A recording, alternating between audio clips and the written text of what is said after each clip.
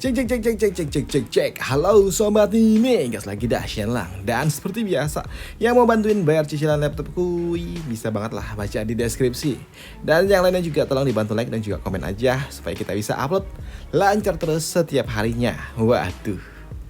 Dan yuk langsung aja kita gaskan dulu dah Shenlang. Langsung aja kita gaskan.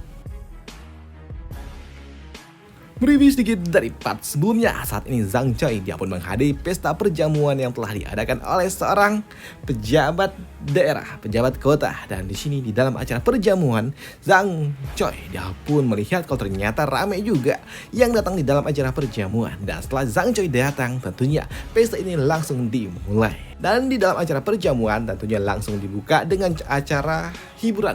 Banyak yang uhui, duhai-duhai, joget-joget skit, dan juga makanan serta minuman yang nikmat-nikmat langsung disajikan di dalam acara perjamuan itu. Namun tiba-tiba aja di sini si botak dia pun mengatakan kalau hawanya kok tiba-tiba dingin banget dan dia meminta kepada penjaga untuk menutup pintu dan juga jendela karena terlalu dingin yang membuat orang-orang yang ada di sekitar mereka pun bingung. Dingin apa? Musim panas, dingin, yang tentunya membuat mereka semua jadi bingung. Tapi untuk Zhang Choi, dia pun tahu kalau sepertinya ada sesuatu yang tidak beres karena saat ini mereka semua langsung menutup pintu dan juga jendela rapat-rapat. Namun di sini untuk si botak ini, dia pun mengatakan kalau pesta ini diadakan untuk Tuan Zhang Choi yang merupakan gubernur baru dari provinsi ini. Dan dia juga mengatakan kalau di dalam acara perjamuan ini hanya khusus dilakukan untuk Tuan Zhang Choi dan mereka semua harus merayakannya. Di sini si botak ini dia pun mengatakan kalau dia sebelumnya adalah seorang pejabat ataupun PJ atau pelaksana tugas PLT lah kalau bahasa kitanya. Pejabat PLT menjadi seorang gubernur sebelum Zhang Choi yang datang secara resmi ditunjuk oleh Kaisar. Dan dirinya juga telah mendapatkan sebuah kabar rumor tentang Zhang Choi yang luar biasa. Dan dibandingkan dengan Zhang Choi, tentunya dia hanyalah seorang ece-ece, nggak sebanding lah dengan Zhang Choi. Dan di sini dia pun akan bersulang untuk gubernur baru mereka, ucap dari si botak yang diamini oleh orang-orang yang lainnya pula. Dan untuk Zhang Choi, dia pun tahu kalau minuman ini memang memiliki aroma yang sangat amat luar biasa, tapi ada yang nggak beres dan hal itu pun benar karena di sini si botak dia pun berharap Zhang Choi meminumnya. Dengan begitu maka Zhang Choi nggak akan bangun lagi.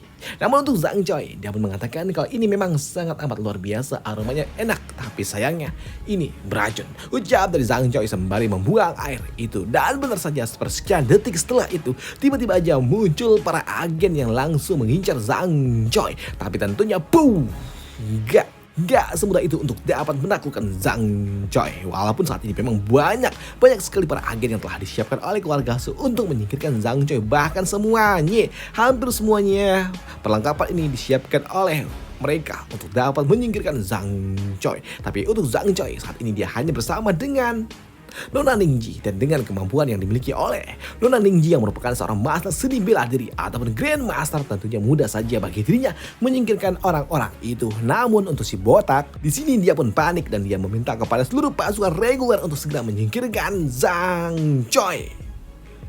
Sedangkan di sisi lainnya, di mansion milik keluarga Jin ternyata ada seorang gadis yang sebelumnya pernah bertemu dengan Shenlang di perpustakaan. Dan di sini gadis ini dapat kesal karena dia sebelumnya mendapatkan pesan yang diberikan oleh Shenlang kalau ada buku-buku yang luar biasa di kediaman dari keluarga Jin, hingga membuat gadis ini datang karena dia berharap dapat bertemu dengan Shenlang. Dan tentunya wanita ini ketika dia tidak mendapatkan Shenlang di tempat ini membuatnya sungguh sangat kesal karena dia pikir kalau Shenlang ada di tempat ini. Jadi dia datang jauh-jauh ke tempat ini ingin bertemu dengan Shenlang, bisa menghabiskan waktu bersama dengan Shenlang karena aku masih muda. Tapi ternyata Shenlang gak ada di tempat ini yang tentunya membuatnya kesal.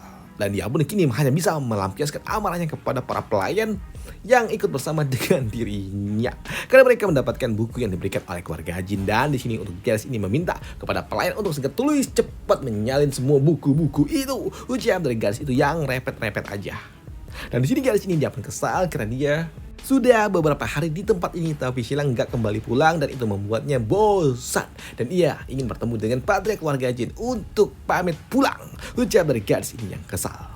Namun di sisi lainnya saat ini di kediaman ataupun lebih tepatnya di kamar dari Patria keluarga jin saat ini ternyata ada si Kuto, si bandit Kuto yang saat ini sedang mengamati dan juga mengincar Patria keluarga jin. Tapi di sini dia juga tahu kalau saat ini Patria keluarga jin dia bersama dengan 3 orang master, walaupun cuma 1 master seni bela diri, tapi dia yakin dengan kemampuan yang dia miliki dia dapat menyingkirkan mereka semua. Hanya saja dia tahu reputasi yang dimiliki oleh Patria keluarga jin yang sungguh luar biasa bagus, hingga membuat dirinya tidak ingin membuat sebuah kekacauan. Dia ingin menyelesaikan tugasnya secara cepat dan langsung kabur. Jadi di sini dia pun enggan untuk membuat sebuah keributan. Dia akan menunggu sampai salah satu dari mereka pergi, dan dengan begitu maka dia bisa menjalankan tugasnya dengan secepat kilat. Dan benar saja, setengah jam kemudian pada akhirnya salah satu orang yang ada bersama dengan Patria keluarga jin memutuskan untuk pergi untuk menyiapkan makanan, dan ini adalah sebuah kesempatan bagi bandit ini untuk dapat menjalankan tugasnya. Dan benar saja dia pun langsung melompat tepat di hadapan mereka semua, dan dia langsung mengincar Patria keluarga jin. Tapi ketika dia melakukannya di sini, malah kena Dr. An, dan itu membuat orang ini dia pun agak sedikit kesal karena serangan pertamanya gagal, bahkan malah menyerang Pak Tua itu Dr. An yang merupakan orang yang sangat amat luar biasa. Dia adalah orang yang telah membantu banyak orang, jadi aku gak boleh menyingkirkannya, ucap dari bandit Kuto itu. Dan dia pun kembali mencoba untuk dapat mengincar Patria keluarga jin. Tapi ketika dia akan melakukannya di sini, master inilah yang akan melindunginya lagi, dan dia menggunakan senjata yang sebelumnya telah disiapkan oleh Shenlang, jarum-jarum ajaib. Tapi semua serangan itu pun dapat dipatahkan oleh si Kuto, yang tentunya hal itu mengejutkan bagi orang tua ini. Dan dia pun tahu kalau si bandit ini langsung mengincar Patria, yang membuat orang tua ini dia pun langsung pasang badan untuk dapat melindungi Patria keluarga jin. Tapi untuk Patria dia pun tahu kalau yang diincar adalah dirinya, yang membuatnya menarik Pak Tua itu dan menyingkirkannya. Dan jika kau ingin menyingkirkanku, maka lakukanlah, jangan lukai orang lain, ucap dari Patria. Dan benar saja, setelah itu pun langsung tepat mengenai Pak Tua ini, mengenai Patria keluarga jin, yang tentunya membuat Pak Tua lainnya pun kesal dan dia ingin membalas. Dan ketika dia ingin menyerang, langsung tersungkur. Waduh, hanya meninggalkan Patria keluarga jin. Dan di sini untuk Patria keluarga jin dia pun tahu kalau bandit ini dia pasti mengincar dirinya. Jadi jika kau ingin aku, maka lakukanlah, tapi jangan lakukan orang lain yang tidak berdosa, ucap dari Patria keluarga jin, yang membuat bandit Kuto ini dia pun bingung bagaimana mungkin lah. Dia adalah seorang Marquez, dia adalah seorang bangsawan agung, tapi kenapa dia malah memikirkan orang lain? Bukankah seorang bangsawan besar melihat orang biasa sebagai permainan, ujar dari si bandit Kuto yang bingung dengan sikap yang dimiliki oleh Patria keluarga jin, yang membuatnya menjadi ragu dengan apa yang harus dia lakukan. Apakah dia benar harus menyingkir orang sebaik ini, ucap dari dirinya. Tapi dia gak punya pilihan lain selain ini. Dia pun bingung dengan apa yang harus dia lakukan, karena dia juga mendapatkan tugas dari adik angkatnya. Tapi ketika dia akan melakukan tugasnya di sini, gadis ini dia pun datang dan dia pun mengatakan kalau dia ingin bertemu dengan Patria. Hei Patria, aku ingin. Namun ketika dia melihat ada seseorang tepat di depan dirinya, membuatnya pun sadar betul siapa orang itu, yang membuatnya pun langsung berujar, hei kau Zoe Jen, kemarilah, apa yang kau lakukan, ucap dari gadis itu, yang membuat bandit Kuto dia pun kaget ketika dia mendengar dan juga melihat kalau ternyata itu adalah orang yang Guru Zhang. Dan hal itu pun membuat si bandit Kuto dia langsung teringat dengan masa lalunya, karena sebelumnya gadis ini adalah masternya, gurunya yang selalu aja merepet. Karena sebelumnya si Kuto ini, atau yang nama aslinya adalah si Zhang Yichen, dia pernah belajar di akademi ataupun di perpustakaan Tian Haige. Ya, di perpustakaan itulah yang membuat dia selalu aja mendapatkan bimbingan dari gadis ini. Dan itu membuat gadis ini dia pun kesal ketika dia melihat ternyata muridnya melakukan aksi yang gak terpuji seperti itu, yang membuatnya langsung mengeluarkan cambuk miliknya dan langsung dihajar kepada si bandit Kuto, yang membuat bandit Kuto dia malah menikmatinya. Dia pun mengatakan kalau ini semua terasa sangat nostalgia, karena sebelumnya dia memang sering sekali dihukum oleh masternya itu. Bahkan ketika dia dihukum seperti ini, dia nggak menolak dan dia pasrah dan justru menikmati itu semua, yang tentunya membuat Patria keluarga jin dia pun bingung lah kenapa jadi begini. Dan ternyata untuk si Zhao Yichen Ya Yichen namanya. Dia adalah orang yang sebelumnya yatim piatu dan dia diangkat oleh keluarga Zuo sebagai putra angkatnya. Karena dia orang yang sangat luar biasa, bakatnya sangat edan. Bahkan saat dia ketika usia 13 tahun aja dia telah menjadi master seni bela diri. Dan karena dia sangat jago dalam hal seni bela diri, membuat dirinya menjadi target bagi anak-anak dari keluarga Zuo yang lainnya yang iri dengan bakat yang dia miliki, dan dia selalu aja dilindungi oleh si gadis ini yang merupakan putri ataupun ya sekarang dia selir dari putra mahkota.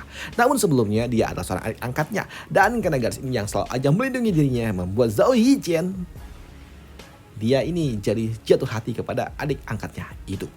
Hanya saja beberapa tahun sebelumnya, sekitar waktu dia usia 18 tahun, dia menderita sebuah penyakit aneh yang membuat wajahnya jadi rusak dan suaranya juga jadi aneh. Dan dia dikirim oleh keluarga Zuo untuk dapat berlatih dan juga belajar di tempat perpustakaan Tianhe. Dan di tempat itulah dia pun mendapatkan sebuah pelajaran yang akan membuatnya jadi jauh lebih kuat. Namun karena memang bakatnya sangat luar biasa edan, membuat seorang Grandmaster ingin membawa dia sebagai muridnya. Dan di tempat itulah dia pun mendapatkan sebuah perawatan dari mukanya yang ancur-ancuran, perlahan-lahan pulih dan semakin membaik. Hanya saja tiba-tiba aja 6 tahun lalu dia hilang. Waduh, dia hilang melarikan diri karena dia mendapatkan kabar ketika keluarga Zuo dihancurkan. Dan itu membuatnya pun sangat amat marah, dan itu membuatnya langsung menunjukkan semua kemampuan yang telah dia pelajari di akademi ataupun perpustakaan Tianhe. Namun sejak saat itu juga lah Bandit Kutao dia pun muncul ke permukaan. Dan di sini untuk masternya dia pun kesal ketika dia melihat muridnya ternyata malah jadi seperti ini. Dan dia juga tahu kalau ini adalah muridnya, dan dia meminta kepada muridnya untuk mengeluarkan tangannya. Dan ketika dikeluarkan tangannya, dar dikepuk, dihajar oleh masternya karena ini muridnya udah nakal. Tapi untuk si Kutao, dia tahu dengan kemampuan seni bela diri yang dia miliki, mudah saja bagi dirinya untuk dapat menyingkirkan wanita ini. Tidak ada alasan bagi dirinya takut dengan wanita ini. Tapi ketika dia melirik ke arah wanita itu, dia pun tahu betapa mengerikannya masternya, yang membuat dirinya hanya pasrah aja ketika dia dihajar oleh masternya itu. Dan untuk tante ini, dia pun meminta kepada Dr. An untuk menghentikan luka dari patriark keluarga Jin. Dan di sini untuk tante ini yang memang menyembuhkan penyakit dari si Zhao Yichen ini, dia pun membuka topengnya, dan ketika topeng itu terbuka, blak, digampar nggak tuh. Dan di sini tante ini dia benar-benar marah karena aku telah yang menyembuhkan penyakitmu dan kau hampir sembuh total dan kau malah kabur. Hei, ucap dari tante ini yang benar-benar marah. Kau datang ke tempat ini ingin membahaskan dendam kan? Pasti ini semua kau iya asik aja direpetin terus-terusan. Hah, awal si bandit itu kan kau adalah bandit Kutao kan? Bak, digaplak lagi nggak tuh. Di sini tante ini dia pun mengatakan semua dosa-dosa yang dimiliki oleh si bandit Kutao, mulai dari meminta tebusan hingga 100 juta koin emas, membuat kekacauan, membakar kediaman keluarga Jin, hingga yang lain-lainnya. Semua dosa-dosa yang dilakukan oleh Shen Lang yang mengatasnamakan bandit Kutao dituduhkan kepada si Kutao ini oleh tante ini, yang membuat Kutao ini dia pun bingung lah. Dia perasaan nggak pernah melakukan hal-hal edan seperti itu, tapi kenapa banyak dosanya? Dia pun bingung kan. Sebelumnya dosa yang dilakukan oleh Shen Lang dengan atas nama bandit Kutao, yang tentunya membuat si tante ini dia pun kesal, dan dia ingin menghukum muridnya ini. Berdiri tegak, dan aku akan memeriksamu dulu, ucap dari tante ini. Dan ketika si tante ini dia memeriksa bandit Kutao, dia pun mengatakan kalau kau akan koit jika kau tidak mau mendapatkan perawatan lagi, dan kau tetaplah di sini dan jangan kemana-mana. Kau akan ikut bersama dengan diriku dan aku akan menyembuhkanmu, ucap dari tante ini. Tapi di sini si Zhao Yichen atau si Kutao ini dia pun melirik ke arah patriark keluarga Jin, dan itu membuatnya pun jadi bingung dengan apa yang harus dia lakukan. Apakah dia harus menyingkirkannya sekarang? Tapi ketika dia akan melakukannya, berpikir seperti itu, dia pun langsung dijewer, dibawa oleh tante ini untuk ikut bersama dengan dirinya kembali ke perpustakaan itu. Tapi di sini si Kutao dia pun enggan untuk dapat melakukannya, dan dia pun mengatakan, "Master, terima kasih, aku harus pergi," ucap dari si bandit Kutao. Dan dia pun benar-benar hilang dalam sekejap. Tapi untuk tante ini dia pun tahu kalau ini semua pasti adalah ulah dari si gadis selir itu kan. Aku tahu ini pasti adalah ulah dari Zhao Yan. Ya pastilah yang memintamu untuk menyingkirkan patriark keluarga Jin kan. Ingat, kau tidak boleh lagi melakukannya. Jika kau melakukannya, maka kau akan menjadi samsak ucap dari tante ini yang sebenarnya enggak itu sih translate-nya. Sebenarnya translate-nya itu jika saja kau melakukannya maka aku akan menjadikan kau masuk ke dalam daftar orang yang dicari alias DPO. Tapi nggak asik juga. Kau akan menjadi samsaku. Wah, itu lebih seru juga. Dan untuk si bandit kau tahu, dia pun tahu kalau rencananya udah gagal dan dia juga menyadari kalau masternya memang sangat amat kejam. Dan dia juga tahu kalau rencananya udah gagal. Dia telah gagal menjalankan tugas yang diberikan oleh Zhao Yan 2 kali yang membuat dirinya berpikir kalau dia nggak punya muka lagi untuk dapat bertemu dengan adik tirinya itu. Karena dia malu, karena dia udah gagal dalam menjalankan tugasnya. Dan selesailah cerita kita di sini dulu dan sampai jumpa di part lanjutannya untuk Shenlong. Udah itu aja. Bye. Thank you.